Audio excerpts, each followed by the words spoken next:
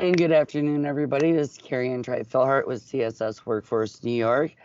Today, with our virtual Meet the Employer, I have with us Marcus Willamese, membership development for the local union UA 81, based out of Syracuse, Ithaca, and Oswego, and also Director of Training and Education, Aaron DeBolt. And we were going to talk with them today just about, unions, memberships, trainings. What does this particular trades union actually do? What does it consist of? How can you apply and whatnot? So, Marcus, I am going to bring up your website just so they can see where that's going from. And then I'm going to let you go ahead and take it away. Okay. Hi, everybody. I'm Marcus Willamie, Membership Development, UA Local 81. And what plumbers, pipe fitters, HVAC technicians, and welders do under the UA umbrella, the UA is our parent organization based out of Maryland.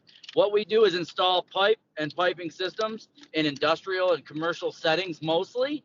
We service most hospitals, factories, all the way down to residential homes, installing pipe for HVAC systems, for heating and cooling, for medical gas in hospitals, for industrial piping, such as brewery piping, milk production piping, cheese production, any liquids that may travel through pipes, we install them. Currently, we have big projects like at Cayuga Dairy, Anheuser-Busch, Cornell University. We service Corning Incorporated, where you're going to run piping for gases such as phosgene, arsine, oxygen, nitrogen, helium. Could be anything. In a hospital, we run vacuum process, we run medical air, we run nitrous oxide lines. So, like anywhere where there's pipe or something would flow through a pipe, even as far as distribution of those cool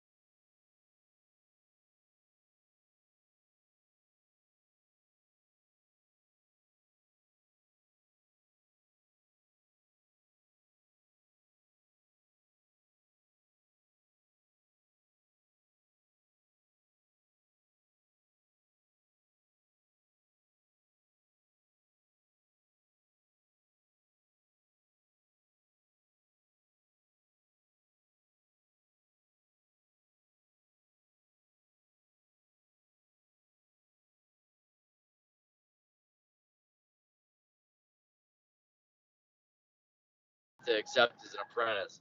And you got to realize that becoming a plumber and a pipe fitter is a trade, and it's a skill that requires a lot of hands-on work and a lot of school time. And like when someone teaches you a trade, it's not just a job. This is a career that you're going to have for the rest of your life. I can take my plumbing license and go work anywhere in the United States I want. Like plumbing is the same the world around. I've been to Ireland, England. I've seen it. They use cistern plumbing there, which is tanks that drip all the time. So like a lot of their toilets aren't even necessarily flush. There's just a drip that goes into a trough there. It's pretty interesting, but I mean, the same plumbing principles apply there as they do here. They use the same type of products that we use here. And I mean, it's the world around. These trades are, and they're important. I'd like to say that like we help protect the nation. That's what we do. Like through sanitary piping and domestic water piping, we're making sure that people get clean drinking water and that their excrements go the exit the right way. Right? I mean, that's pretty much it. So we went over the benefits. You understand about the retirement a little bit. You understand about the insurance a little bit. And the insurance that we have is great. I'll talk about it for a minute. But the program that we have for insurance, we're self-insured. So we're our own insurance company, and we have really great benefits. It's a $20 copay. We have a personal account plan that the contractor pays on every employee, $10.90. Now, every 3 months, our insurance office takes a premium out of your personal account plan. So like at $10.90, if you work for 3 months, that's 12 weeks at 40 hours. We can do this. $10 an hour times 40 hours is $400 a week. And if we multiply 400 times 12, we're $4,800. Now it's only $3,300 for a single and $3,900 for a family plan. So you have an extra $1,000 almost every 3 months in that account. That money is yours to use for things not covered by the insurance plan, such as braces. I mean, I've gone as far as to cover massages that are prescribed by a doctor. The personal account plan can be used for your $20 copays.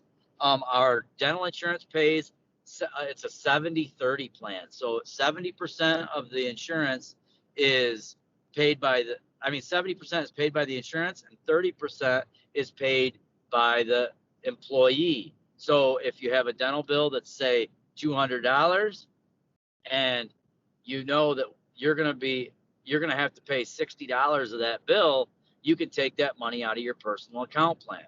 You can also let that personal account plan grow to a point where if you have $25,000, you can roll $1 over into your annuity. And if you have $39,000, you can roll $2 over to your annuity, which, remember what I said in the beginning, $1 in the annuity is $50,000 over 10 years. So if we've just added $2 more to that, that's $100 every 10 years.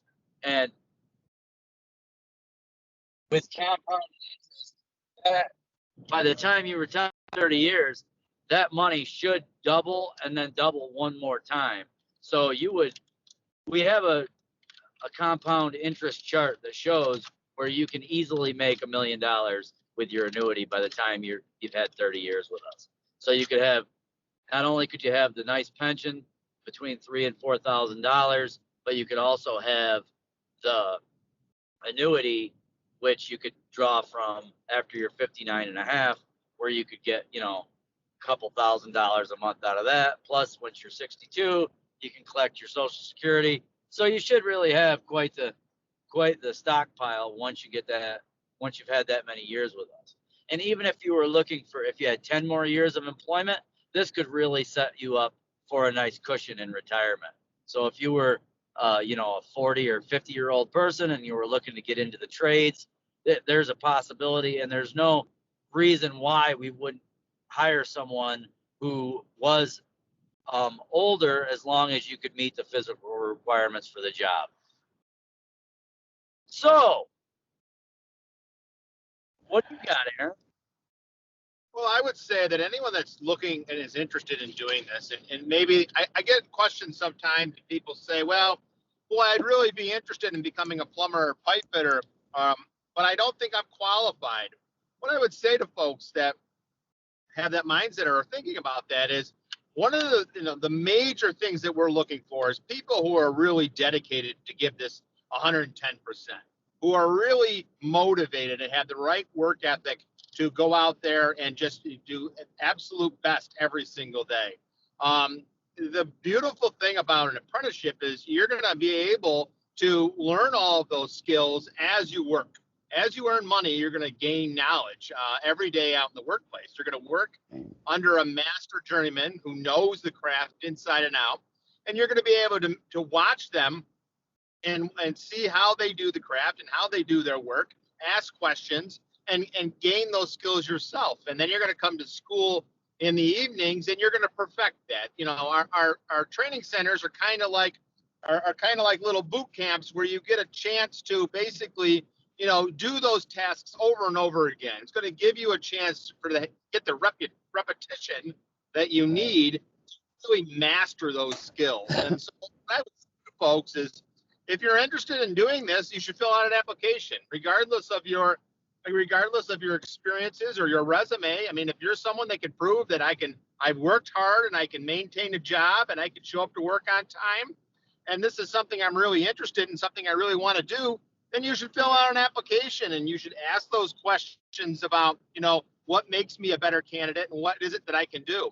The beautiful thing about this is once you're in that apprenticeship, you know, we are geared to teach someone everything they need to know in this trade. We don't assume that anyone has any background knowledge. We literally take it from day one to becoming a master craftsman. And that's the beautiful thing about our apprenticeship program. I would like to add that, so there is another catch. One of the catches is we expect everyone to pay an initiation fee of $100 to get into the union. And then every month you're required to pay an additional $30 a month to the union hall to be a member. Right. Those are your dues. Yep, those are dues. Right. And they help the lights on at our union hall. They pay our salaries, and we feel like we do a good job to deserve those. Right. Marcus and Aaron, you really went into some great detail, and I really appreciate it. We do have an attendee, Ms. D. Nick. She is also staff here at CSS Workforce. We both work in various programs with a very diverse group of individuals, and all who are seeking to either find a career path and or transfer their current skill sets into a career path. So I really love the idea that you brought it from the very basic, so people don't feel so threatened by an apprenticeship, for lack of better wording. But I don't think people really, the majority of the community, really know what it entails. I agree with you there, Carrie Ann. This is Dee. I know for myself, I always had the idea that to go into an apprenticeship, you needed some kind of understanding about the trade or some kind of background in the trade or some type of experience in the trade. Sorry I was late. I went to lunch a little bit late, but as soon as I came back, I had to log on because this was something that some of my clients have come in and expressed interest in, and I myself didn't know where to lead them. So everybody has this assumption that you have to know about it before you even apply. So I'm really glad I was able to catch this. And it seems like your benefits outweighs the little bit of dues that you're asking for. I think the payoff is definitely in the employee's benefit. So the payoff is definitely worth it. I actually have a client who's interested in an apprenticeship program, and I hope it's okay. I'm going to forward them the link so that they can just go on and apply. Because I'll let them know you don't need that history. And that was something. He's about 37. He's starting late, but that was a concern of his. Yeah, that's not a problem. We do like mature applicants. So I wouldn't discount anyone. You know, I mean, if you're over 50 years old, the contractors that interview are going to be like, oh man, like this job, it does break your body down because it's physical. It's a lot of physical work, and you have to be prepared that you're going to hit the ground running at 7 a.m. every single morning. You're going to have your boots tied up. You're going to be ready and willing to work and work hard all day long. There's this job, it does break your body down because it's physical. It's a lot of physical work, and you have to be prepared that you're going to hit the ground running at 7 a.m. every single morning. You're going to have your boots tied up. You're going to be ready and willing to work and work hard all day long. There's no time. There's a 15-minute break in the morning and a half an hour break at lunch, and that's it. And the rest of the time, you're doing physical labor. So, I mean, as long as people understand that and are willing to do that, then it's game on. And it takes some intelligence because you have to be able to eventually read blueprints and, take accurate measurements and not screw up a lot because everything's expensive. The pipe that we work with is sometimes as much as $300 a foot. So, Yep. if you cut that piece of pipe wrong twice in one day, you've just taken a week's wages and flushed it down the toilet. Right. I used to work in a location that actually distributed pipe and whatnot to municipalities in the area. And it went from the plastic to the polyethylene to the corrugated and all of that. So, I mean, yeah, it's not inexpensive. That's for sure. Right. And when you start talking about stainless steel piping for product, it gets super expensive. We just sent 3 pieces of pipe over to Cargill Salt, 3 pieces, 20 feet long, $24,000. Yep, exactly. 60 feet of pipe. I do have a question for you, Mark, because I know we kind of touched on it when we initially spoke. But again, we work with a variety of individuals, and some of them may have something in their background, maybe not current involvement, but previous. Some may be current. How does that impact on the checkered pass, we like to call that. Yep. Well, I'll tell you this. Local 81 is very open to, we have people who have had felonies and misdemeanors, and what we do is we ask that we speak about it and are honest about it because we have to send people into schools. We have to send people to nuclear power plants. We have to send people to places where a crime against humanity would be frowned upon. So, like, if a person has a crime where they've harmed another person, like, if somebody's a bank robber, listen, we're okay. We think you can be reformed. But if someone sold crack while their baby was in the car, they're not going to make it. Right. I just got to be totally honest. Like, our contractors are going to Google people. They're going to look them up, and they're going to, that's something that's there. If someone had some molestation charge or something where they've harmed another individual in a certain way, then they're not going to make it.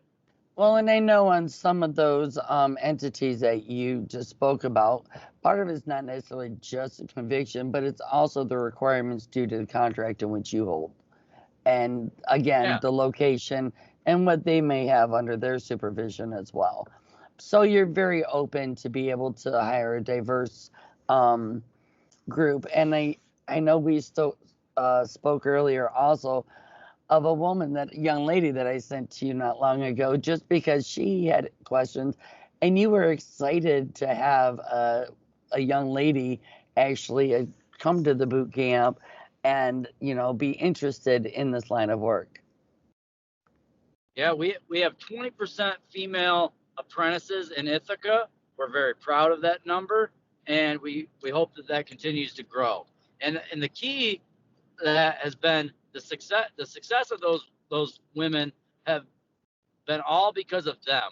The only thing that we changed for Local 81 was we just started to say yes. We've had women apply but